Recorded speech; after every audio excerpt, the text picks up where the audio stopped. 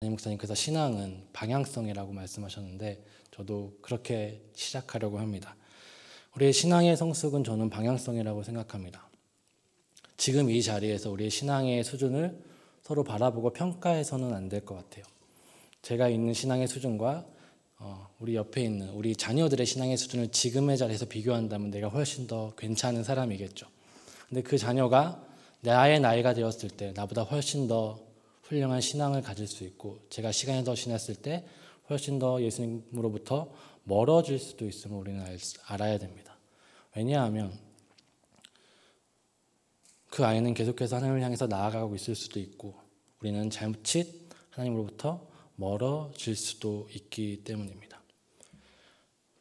신앙은 곧 우리의 지금 수준에서 지금의 모습에서 얼마나 많은 일을 하고 있느냐, 얼마나 많은 섬김과 희생을 하고 있느냐로 평가될 것이 아니라 지금 내가 오늘 하루 하나님을 향해서 한 걸음이라도 걸어가고 있느냐, 하루에 우리의 삶이 조금이라도 하나님과 가까워지고 있느냐를 통해서 평가되어야 할 것입니다.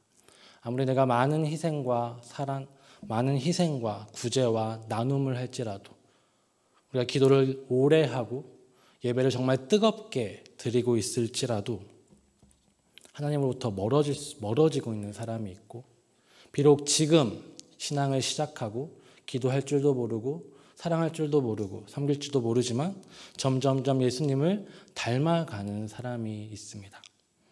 정말 중요한 것은 지금 우리가 어떤 방향성을 향해서 나아가고 있는지입니다. 아무리 열심히 신앙생활을 하더라도 방향이 잘못되었다면 그것은 헛된 것입니다. 우리가 하나님께 열심을 다해도 그 열심과 열정이 잘못된 것일 수 있습니다. 이스라엘 백성들이 쉽게 그렇게 바알을 섬겼던 이유는 여기 있는 것 같습니다. 예레미야 선지자는 이렇게 말했습니다. 하나님께 예배하고 제사하러 나온 사람들을 향해서 너희는 하나님을 섬기지 않고 바알을 섬기는구나 라고 이야기를 했던 적이 있습니다. 이스라엘 백성들은 단 한 번도 성전에서의 제사, 성전에서 예배를 멈춘 적이 없습니다. 그런데 예레미야 선지자는 그들을 향해서 너희는 하나님을 섬기는 것이 아니라 바알을 섬기고 있다라고 이야기하고 있습니다.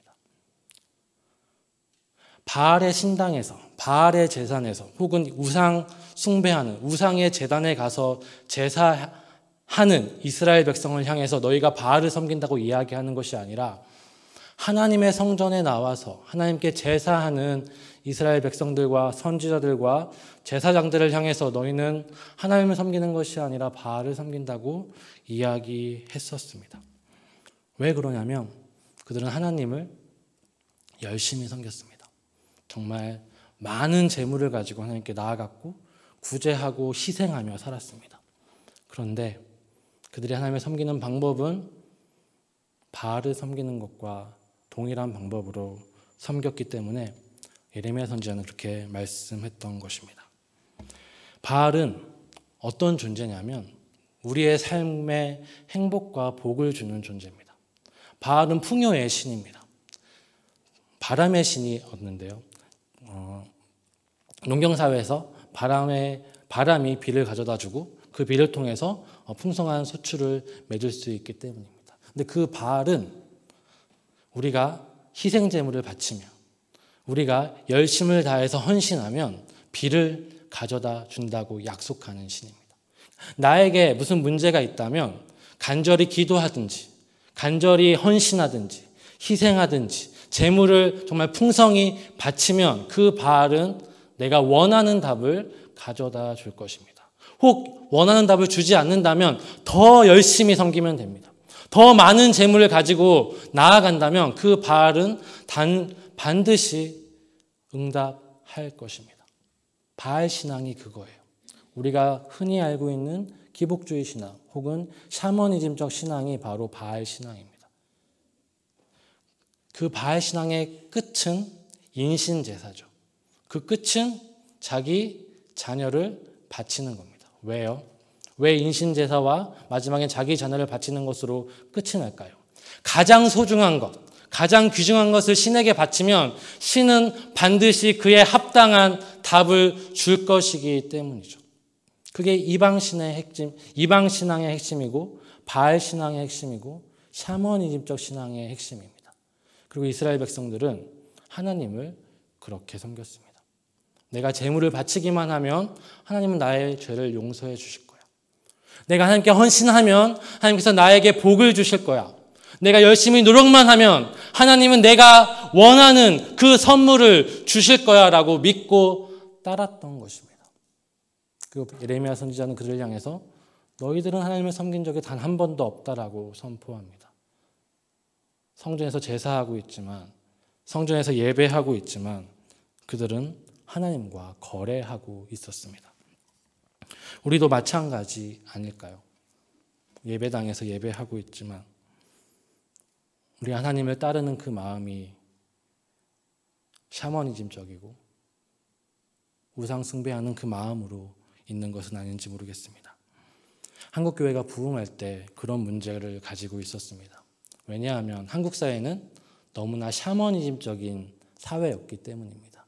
무당을 섬기고 천지신명께 빌면 그 천지신명은 우리에게 감동해서 우리에게 주실 것을 주신다는 그런 믿음이 가득했던 시대였고, 복음이 들어왔을 때 그 천지신명 혹은 그 귀신이 하나님으로 대치되어 버리는 신앙으로 변질된 적도 있었던 것 같습니다. 그래서 어떤 분은 이렇게 이야기합니다. 그리스도인들이 가난하면 하나님을 믿는 것이 아니다. 너희가 가난하면 하나님의 복을 받은 것이 아니다. 이 세상에서 형통함, 이 세상에 사회적으로 성공하는 것, 많은 물질을 갖고 좋은 집에서 사는 것이 하나님께 복을 받은 것이다 라는 말들이 강단에서 선포된 적도 있었습니다. 그러나 성경은 그것이 복이라고 절대로 이야기한 적 없습니다. 진정한 복은, 성경에서 말하고 있는 진정한 복은 하나님과 함께 거하는 것이죠. 우리가 상실했던 그 천국이 우리 삶 가운데 다시 회복되었다는 그 말씀이죠. 하나님과 원수가 되었던 우리가 이제는 하나님의 자녀가 되었다는 것입니다. 우리가 살펴볼 골로새서는 우리에게 신앙의 온전한 방향성에 대해서 말씀해 주고 있습니다. 골로새서는 사도 바울이 골로새에 있는 성도들에게 보낸 편지입니다. 골로새서는 사도 바울이 예배소에서 갇혀 있을 때 골로새 그 교회에 단 한 번도 간 적 없지만 에바브라를 통해서 그 교회의 모습을 듣고 감동해서 쓴 편지입니다. 골로새 교회는 큰 교회는 아니었습니다. 골로새라는 그 지방이 바울이 살던 시대에 큰 도시는 아니었던 것 같습니다. 그 당시 라오디게아 그리고 히에라볼리, 골로새 그 지방에 큰 지진이 났던 적이 있어요. 그런데 히에라볼리와 라오디게아는 다시 복원이 됐습니다. 그런데 골로새는 그 지진 이후에 복원이 되지 못했습니다. 그만큼 그렇게 여건이 좋지 않은 도시였던 것 같아요. 그 교회는 작은 교회였지만 복음으로 말미암아 성장하고 있는 교회였던 것 같습니다.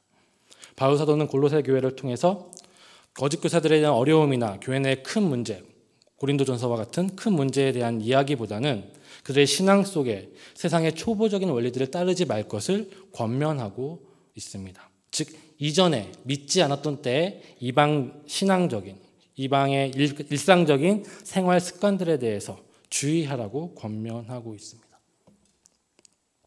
바울은 이 첫 우리가 오늘 읽었던 말씀은 이 골로새서의 서론 부분입니다. 이 첫 인사말 속에서 우리는 바울의 마음을 잘 느끼게 됩니다. 바울은 에바브라에게 골로새 교회의 이야기를 듣고 골로새 교회를 위해서 기도할 때마다 하나님 아버지께 감사한다고 표현합니다. 에바브라는 골로새 교회의 그 사랑의 모습들, 신앙에 성장하는 모습들을 바울에게 이야기했고 바울은 그 모습에 감사를 표하고 있는 것입니다. 골로새 교회 성도들은 사랑하며 살아가고 있고 그리고 서로 믿음 안에서 성장하고 있었기 때문입니다. 바울이 골로새 교회에 대한 소식에 감사하는 것은 믿음과 사랑 때문이라고 이야기하고 있습니다. 골로새 교회는 그리스도 예수 안에 믿음이 있었고 다른 성도를 향한 사랑을 가지고 있었다고 바울은 이야기합니다. 또한 바울 사도는 이 골로새 교회의 이 믿음과 사랑은 바로 소망으로 말미암은 것인데, 이 소망은 골로새 성도들이 처음 복음을 전해받았을 때 들었던 것들이라고 이야기하고 있습니다. 그리고 이 소망에 대해서는, 이 소망이 무엇이냐면 하나님께서 우리 성도들을 위해서 하늘에 쌓아두신 것이라고 이야기합니다. 바울의 이 말을 다시 한번 우리 읽어봤으면 좋겠습니다. 우리 4절과 5절을 함께 읽도록 하겠습니다. 4절과 5절입니다. 이는 그리스도 예수 안에 너희의 믿음과 모든 성도의 사랑을 들었으며 너희를 위하여 하늘에 쌓아둔 소망으로 말미암음이니 곧 너희가 전에 복음의 진리의 말씀을 바울의 말을 정리하면 복음은 곧 소망에 대한 것입니다. 복음은 하나님이 우리를 위해서 하늘에 쌓아둔 소망입니다. 하늘에 소망이 있다는 것이 바로 복음, 즉 좋은 소식이죠. 우리가 이 땅에 소망이 있는 것이 아니라 하늘에 소망이 있다는 것이 바로 복음이라는 의미입니다. 그리고 하늘에 쌓아둔 소망이라는 것은 우리의 소망이 이 땅에 있는 것이 아니라는 의미라는 것은 잘 아실 것입니다. 우리의 소망은 이 세상 가운데 있지 않죠. 우리는 아까 말씀드렸지만 이 세상의 가치관과 기준대로 좋은 차를 갖고 좋은 집에서 살고 좋은 직업을 가지며 내가 원하는 대로 살아갈 수 있는 것, 그것이 성공이라고 말하고 있지 않습니다. 그것이 복음이 아니죠. 우리가 예수님을 믿으면 좋은 차를 가지고 큰 집에서 살고 좋은 직업을 얻고 많은 명성을 얻는다는 것이 복음이 아니라는 거죠. 바알 신앙은, 이방 신앙은 예수를 믿으면, 그 신을 믿으면, 예수를 믿으면 네가 하고 싶은 것에서 성공할 것이고 너희 자리에서 잘 될 것이고 사회적으로 부와 명예와 명성을 얻을 것이라고 말하지만 그것은 성경이 말하는 복음이 아니라는 것입니다. 반대로 하늘에 쌓아둔 소망이라는 것은 우리가 죽으면 천국 갈 것이라는 말도 아닙니다. 우리가 죽어서 분명히 천국 갈 것입니다. 믿으십니까? 예수 그리스도 안에 있는 사람은 죽음 이후에도 천국에 있을 것입니다. 그런데 여기서 말하는 하늘에 쌓아둔 소망은 당신이 죽으면 천국 갈 것입니다 만을 말하는 것이 아니라는 말입니다. 신약에서 하늘이 의미하는 것은 우리 눈에 보이는 하늘 어딘가의 공간을 말하는 것이 아닙니다. 신약에서 말하는 하늘은 하나님의 통치가 미치는 곳, 하나님께서 다스리시는 곳, 곧 하나님 나라를 의미합니다. 하나님께서는 천지를 창조하시고 사람을 하나님의 형상으로 만드셨습니다. 여기서 형상이라는 말은 저의 형상이라고 했을 때 저의 조각상을 말하기도 하고 저의 대리자를 의미하기도 합니다. 즉 형상이란 말은 고대 시대에 왕의 대리자인 총독을 상징하는 말이기도 합니다. 총독은 곧 왕의 형상이죠. 총독은 왕을 대신해서 자기에게 부여받은 땅을 다스리는 사람입니다. 그런데 왕은 아니죠. 총독은 자기 마음대로 법을 집행할 수 없습니다. 총독은 왕의 법대로, 왕의 뜻대로 대리해서 집행해야 합니다. 총독이 다스리는 곳의 1인자는 총독이지만 그 땅의 왕은 총독이 아니죠. 총독은 그 땅을 왕을 대신해서 왕의 뜻대로 다스려야 합니다. 이와 같이 사람이 하나님의 형상이라는 말은 하나님의 이 땅 가운데서 우리가 하나님의 뜻과 하나님의 말씀과 하나님의 법대로 살아가고 다스려야 한다는 의미입니다. 그리고 그 가운데 하나님께서는 함께 거하셨습니다. 그것이 바로 에덴이고 그것이 바로 천국입니다. 그러나 사람은 하나님의 형상임을 거부하였습니다. 사람은 하나님처럼 되려고 하였고 하나님의 임재 가운데 결국 멀어지게 되었습니다. 사람은 에덴에서 쫓겨나게 되었고 결국 천국을 상실하게 되었습니다. 총독이 자기 나라를 자기가 부여받은 땅을 다스릴 때 더 이상 왕의 법대로 다스리는 것이 아니라 자기의 뜻과 자기의 법대로 다스리게 되면 그 땅은 더 이상 왕의 나라가 아니게 된 것이죠. 반란을 일으키게 된 것이고 왕의 통치가 미치지 않게 된 것이고 왕과 원수가 되어버린 것입니다. 그와 같이 우리가 이 땅 가운데 하나님의 형상으로서 하나님의 뜻과 계획대로 다스려야 했는데 그렇게 하지 않게 되었고 이 땅에 하나님의 임재가 우리 가운데 하나님의 임재가 멀어지게 되었습니다. 사람은 에덴에서 쫓겨났고 사람은 천국을 상실하게 된 것입니다. 우리가 사는 세상, 이 땅은 하나님의 통치를 거부하는 세상입니다. 그로 말미암아 하나님의 다스리심으로 인한 정의와 공의와 사랑과 긍휼이 가득한 것이 아니라 불의와 시기와 질투와 아픔과 멸망이 가득한 곳이 되어버렸습니다. 우리는 하나님의 임재를 떠나서 죄악 가운데 고통하며 아파하며 살게 된 것입니다. 그런데 하나님께서는 우리를 그 고통 가운데 두지 않으셨습니다. 우리 가운데 찾아오셨습니다. 하나님께서 우리 가운데 찾아오셔서 우리 가운데 함께 거하시기로 하셨습니다. 처음 하나님께서 찾아오신 그 곳은 우리가 계속해서 주일 예배 가운데 살피고 있는 성막 성전입니다. 하나님께서는 성막 성전 가운데 임재하심을 통해서 이스라엘의 하나님이 되고 이스라엘은 하나님의 백성이 되었습니다. 하나님 그 가운데 찾아오셔서 우리는 하나님께 나아갈 수 있게 되었습니다. 성전은 하나님의 임재의 상징입니다. 성전은 하나님께서 우리 가운데 찾아오셨고 우리 가운데 거하시겠다는 약속이었습니다. 그리고 선지자들은 그 성전이 무너지게 될 것이라고 이야기합니다. 왜냐하면 그 가운데서 예레미야 선지자를 통해서 말씀했다시피 그들은 온전히 하나님을 섬기지 않았기 때문입니다. 그리고 새로운 성전이 지어질 것이라고 또한 선지자들은 예언합니다. 이 성전은 이제 하나님의 임재가 예루살렘에 있는 작은 공간 그 한 곳에만 임하는 것이 아니라 온 세계로 퍼져나가고 가득하게 될 것임을 보여줍니다. 이 말씀은 예수님의 말씀을 통해서 한 번 더 확증이 됩니다.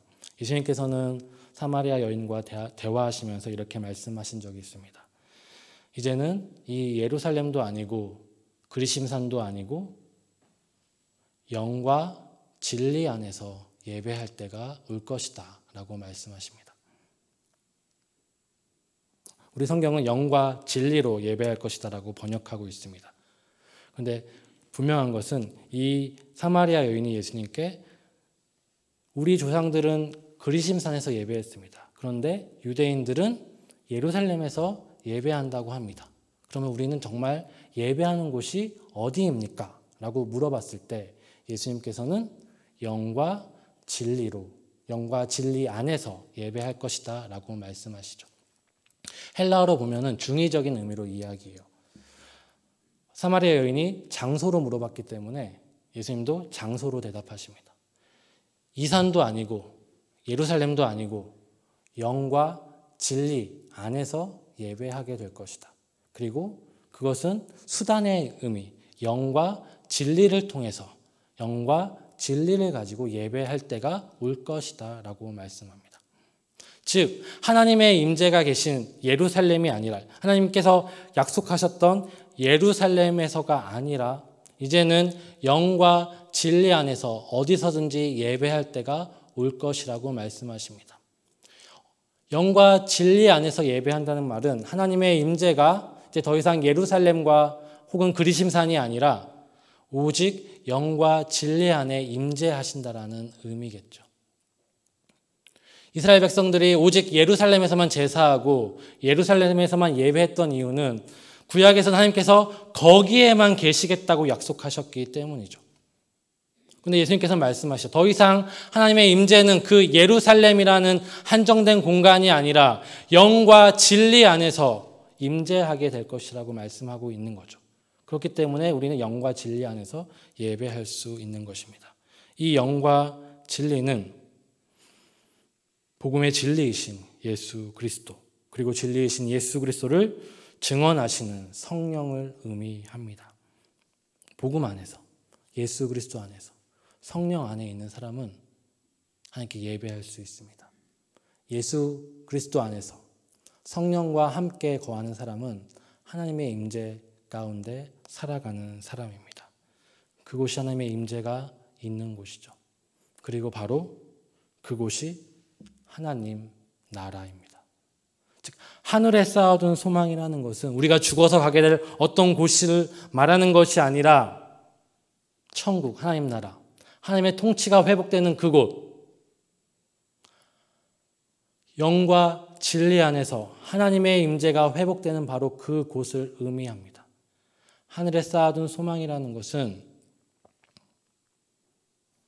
하나님께서 허락하실 천국, 하나님 나라에 대한 소망입니다. 정리하겠습니다. 복음은 죄로 인해 고통받고 아파하는 우리의 삶 속에 천국이 시작되었다는 겁니다. 지금 우리의 삶 속에 하나님 나라가 임하였다는 말이 바로 복음입니다. 그렇기 때문에 우리는 하늘에 쌓아둔 소망이란 그 의미는 죽어서 여러분은 천국 갈 수 있습니다 라는 말만을 의미하는 것이 아니라 지금 이 순간 여러분 가운데 천국이 시작되었다는 그 말씀인 거죠. 우리에게 천국의 그 삶이 시작되었다는 것이 복음이고 바로 소망이라는 것입니다. 그리고 죽어서도 여러분은 그 천국 가운데 살게 될 것입니다. 우리의 존재는, 우리 자신은 살아있으나 죽음 이후에나 하나님의 통치를 받을 것이고 하나님께서 함께 하실 것입니다. 천국은 죽음 이후에 가는 곳이 아닙니다. 하늘에 쌓아둔 소망은 죽음 이후에 얻게 될 어떤 것을 말하는 것이 아니라 예수 그리스도 안에서, 성령 안에서 시작될, 누리게 될 그 하나님 나라가 바로 천국이라는 말씀입니다. 그 천국은 예수 그리스도를 영접하고 성령의 인치심을 받은 사람에게서 시작됩니다. 바로 우리에게서 지금 이 순간이 바로 하늘에 쌓아둔 소망이고 그 천국인 것이죠. 그래서 사도 바울은 모든 성도 한 사람 한 사람이 하나님의 성전이라고 이야기합니다. 하나님께서는 우리를 위하여 하늘에 쌓아둔 소망을 가진 그 사람은 이제 사도 바울은 이렇게 이야기합니다. 하나님이 우리를 위해서 하늘에 쌓아둔 소망, 즉 천국의 소망을 가진 그 사람은 예수 그리스도 안에 믿음을 가지게 되고 성도를 향한 사랑을 가지게 될 것이라고 이야기합니다. 먼저 사도 바울은 이렇게 표현합니다. 그리스도 예수 안에 믿음. 좀 무슨 말인지 좀 헷갈리는 의미죠. 그리스도 예수 안에 믿음. 이 말은 두 가지의 의미가 있는 것 같습니다. 예수 그리스도에 대한 믿음이라는 의미와 예수 그리스도 안에서 살아가는 믿음이라는 의미가 있습니다. 예수 그리스도에 대한 믿음이란 죄인이었던 우리가 이제 예수 그리스도로 말미암아 우리의 모든 죄가 해결되었고 하나님과 화목되었음을 믿는 것입니다. 예수님으로 말미암아 우리는 하나님의 자녀가 된 것이죠. 나의 공로와 나의 노력과 나의 어떠함과 나의 힘과 나의 잘하는 그 선함을 통해서 하나님의 자녀가 되었고 하나님과 화목된 것이 아니라 우리 가운데 천국이 시작된 것이 아니라 예수님의 희생과 예수님의 공로, 그 십자가의 공로로 말미암아 하나님의 자녀가 되었음을 믿는 것입니다. 그리고 그 예수님으로 말미암아 우리는 지금 이 순간 하나님의 임재 가운데서 천국을 누리며 살아가는 것, 그것이 예수 그리스도에 대한 믿음입니다. 그리고 우리는 이제 예수 그리스도 안에서 살아갑니다. 그것은 예수 그리스도 안에 살아가는 믿음이란 우리는 예수님으로 말미암아 하나님의 자녀가 되었고 우리 삶 속에 천국이 시작되었다고 믿지만 우리 삶의 모습은 그렇지 않죠. 여전히 고통과 아픔이 있고 갈등과 다툼이 있습니다. 여전히 힘듦과 어려움을 살아갑니다. 그런데 우리는 예수 그리스도 안에 살아가고 있기 때문에, 그 예수 그리스도를 믿기 때문에 이런 환경 속에서도 천국을 살아갈 수 있습니다. 우리가 예수 그리스도 안에 있기 때문이죠. 복음서에서 이 말씀을 이해할 수 있는 좋은 예를 주신 것 같습니다. 예수님과 예수님의 제자들이 함께 배를 타고 바다를 건널 때가 있었습니다. 그때 풍랑이 일죠. 예수님의 제자들은 예수님을 깨웠습니다. 예수님, 우리가 죽게 된 것을 보지 아니하시나이까 우리를 살려주십시오 하고 예수님을 깨웁니다. 예수님이 일어나셔서 바다를 명하고 바람을 명해서 잔잔케 하셨습니다. 그리고 제자들을 향해서 믿음이 왜 없냐고 말씀하십니다. 책망하십니다. 제자들은 예수님이 자신들을 구원할 수 있다고 믿었습니다. 그러니까 예수님을 깨웠겠죠. 근데 그들이 믿지 못한 것은 예수님과 함께 있기 때문에 지금 그 자체가 구원받은 상태라는 사실을 믿지 못했다는 것입니다. 무슨 말이냐면 예수님과 함께 있기 때문에 풍랑은 있지만 그 풍랑은 결코 이 배를 침몰시키지 못할 것이라는 거죠. 이미 제자들은 구원받은 상태예요. 죽지 않을 거예요. 풍랑과 어려움과 아픔이 있지만 그들은 예수님과 함께 있기 때문에, 예수님 안에 있기 때문에 결코 멸망하지 않을 것입니다. 제자들은 그것을 믿지 못했던 것이죠.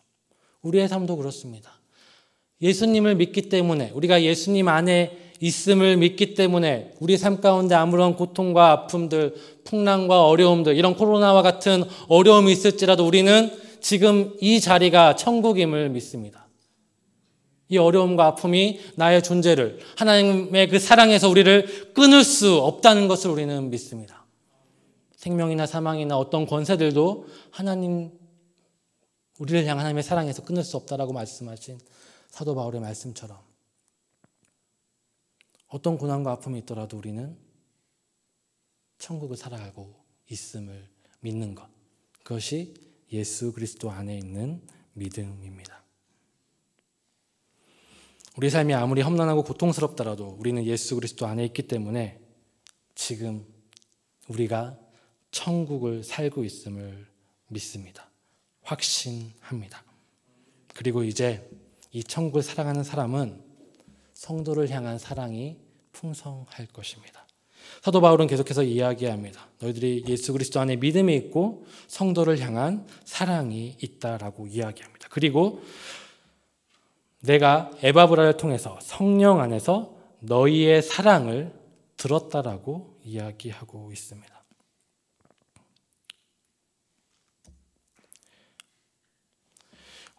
우리가 사랑하는 것, 우리가 예수 그리스도 안에서 사랑할 수 있는 것은 우리 삶 속에 하나님 나라가 시작되었기 때문입니다.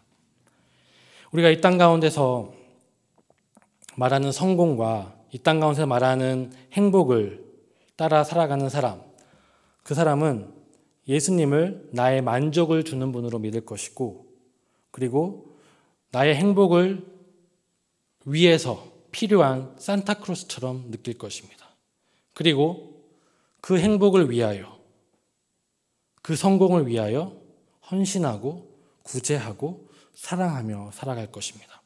이 땅에서 보이는 성공을 위해서 헌신하고 희생하며 살아갈 것입니다. 그러나 그 사랑은 잘못되었죠. 반대로 죽어서 가는 천국만을 소망하며 살아가는 사람은 예수님을 나를 천국으로 인도하시는 분, 들어가게 하시는 분, 죽어서 정말 좋은 영생복락이 있는 그곳으로 인도하시는 분으로 믿을 것입니다. 그러나 그 믿음은 사랑을 가져오지 못합니다. 그래서 사랑을 하게 하기 위해서, 구제하게 하기 위해서, 성도의 사랑을 넘치도록 나누게 하기 위해서 천국의 상급을 이야기하고 천국에서 더 많은 것을 누리기 위해서 헌신하라고 말하기도 합니다. 잘못된 소망은 잘못된 믿음을 가져오고 그 믿음은 사랑과 희생과 구제의 모습을 나타내지만 그것은 바른 모습이 아닐 수도 있다는 것을 보여줍니다. 아무리 바알을 열심히 섬겨서 많은 희생과 헌신을 하고 있다 하더라도 그 소망과 그 소망에 합당한 믿음이 잘못되었다면 그 사랑은 헛된 것일 수도 있다는 것이죠. 다시 말씀드리지만 우리가 사랑하는 것은 어떠한 복을 얻기 위해서가 아니라 천국에서 죽음 이후에 더 큰 상급, 더 많은 것을 누리기 위해서가 아니라 내 삶 속에 천국이 시작되었기 때문입니다. 내 삶의 주인이 이제 내가 아니라 하나님이시기 때문입니다. 우리 삶 속에 천국이 시작되었기 때문에 우리는 하나님의 뜻대로 살아갑니다. 하나님의 말씀대로 살아갑니다. 예수님은 그 계명을 요약하셨습니다. 하나님을 사랑하고 내 이웃을 내 몸과 같이 사랑하라. 이것이 하나님의 뜻이라고 말씀하셨습니다. 그리고 사도 바울은 한 번 더 요약합니다. 모든 율법은 내 이웃 사랑하기를 내 자신과 같이 하라는 말씀에서 이루어졌다고 갈라디아서에서 이야기하고 있습니다. 이 말은 하나님을 진정으로 사랑하는 사람은 이 땅에서 이웃을 온전히 사랑할 것이라는 겁니다. 예수님을 한번 생각해 보겠습니다. 예수님은 우리를 사랑하셨기 때문에 인간이 되셨습니다. 성육신의 신비는 그 어떤 사랑의 크기보다 더 큰 것이죠. 하나님이 배고프셨어요. 하나님이 한계 가운데, 사람의 한계 가운데 처하셔야 했습니다.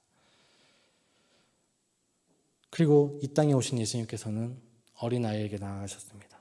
부정한 자, 죄인들, 사회적으로 소외받는 사람들, 이방인들에게 나아가셨습니다.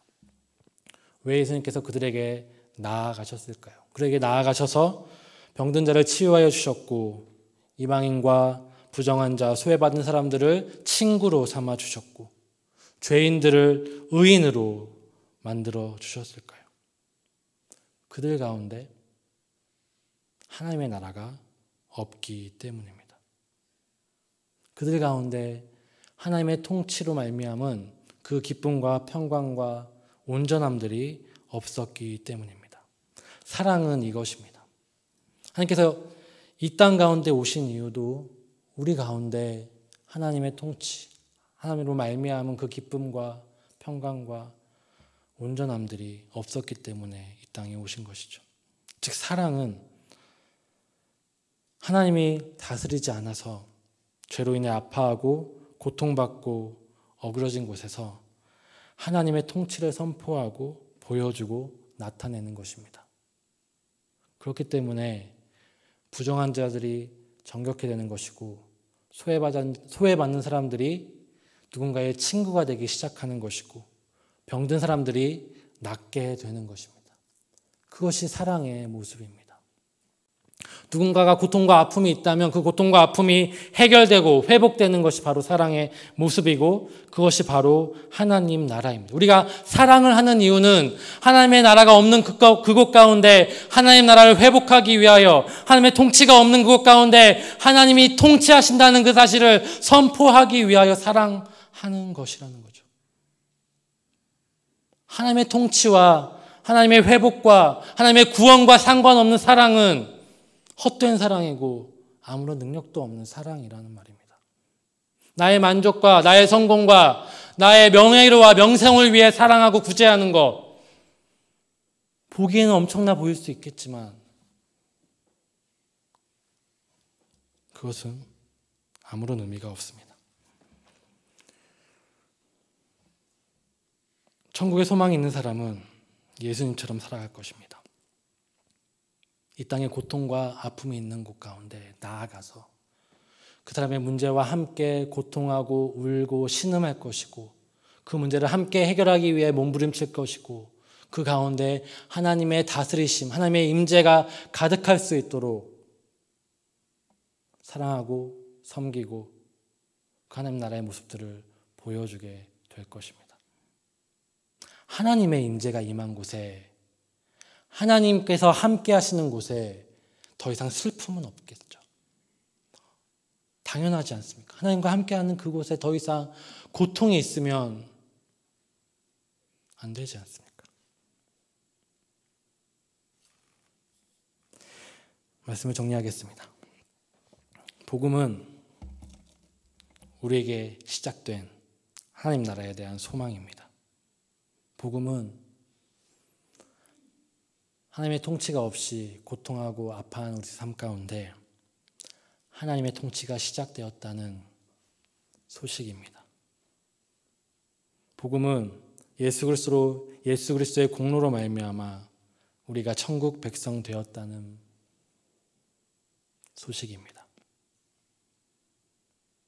그것은 그저 우리가 죽어서 천국 가는 것을 말하는 것이 아니라 죽어서 이제 우리가 천국에 죽어서 정말 영생 복락을 누리는 어떤 공간에 간다는 그 말이 아니라 내가 살고 있는 이곳이, 내가 살아가고 있는 그곳이 예수 그리스도로 말미암아 하나님의 그 임재로 말미암아 성령의 교통하심으로 말미암아 정의와 공의가 성취되고 사랑과 긍휼이 가득한 곳이 될 거라는 겁니다. 실제로 더 이상 소외받는 사람들이 없어질 것이고 다툼이 사라지게 될 것이고 질병이 없어지게 될 것이라는 의미입니다. 이 천국의 소망은 온전한 믿음과 사랑을 가져옵니다. 골로새 교회 성도들의 모습이 사랑이 가득한 모습인 이유가 여기 있습니다. 온전한 소망을 가진 교회는 이 세상 속에서 하나님의 사랑을 보여줄 수밖에 없습니다. 이 땅이 고통하고 아파하고 있기 때문에, 이 땅이 죄로 말미암아 어그러져 있기 때문에 그 땅 가운데 사랑을 가지고 실제적인 회복을 가지고 나아가는 그리스도인들은 그 땅을 사랑으로, 희생으로, 정직과 진실함으로 변화시킬 것이기 때문입니다. 또 그것을 통해서 이곳에 하나님 나라가 임했다는 것을 선포할 것이기 때문입니다. 복음은 말만을 의미하는 것이 아닙니다. 천국은 지금 참고 있다가 죽음 이후에 얻게 될 영생 복락만을 의미하는 것이 아니기 때문입니다. 천국은 지금 여러분 삶 가운데 시작되었고 완성되어 가고 있습니다. 골로새 교회는 약한 교회였습니다. 그러나 그 천국의 소망을 가지고 사랑하기에 힘쓰는 교회였고 그 모습을 사도 바울은 기뻐하였고 감사하였습니다. 우리 성문교회가 그런 교회가 되기를 소망합니다. 온전한 하늘의 소망을 가지고 천국의 소망을 가지고 예수 그리스도를 믿는 믿음 안에서 예수 그리스도의 믿음 안에서 서로 사랑하고 섬기는 우리 모두가 되었으면 좋겠습니다. 우리의 소망은 이 세상에 있지 않습니다. 그리고 우리의 소망은 저 하늘 어딘가에 있지도 않습니다. 우리의 소망은 오늘 지금을 살아가는 지금 이 순간 하나님과 동행하며 하나님의 손을 붙잡고 살아가는 여러분의 그 삶, 이 순간에 있습니다. 그 천국을 누리며 살아가시는, 그리고 그 천국을 회복하며 살아가시는 여러분 되기를 소망합니다. 기도하겠습니다.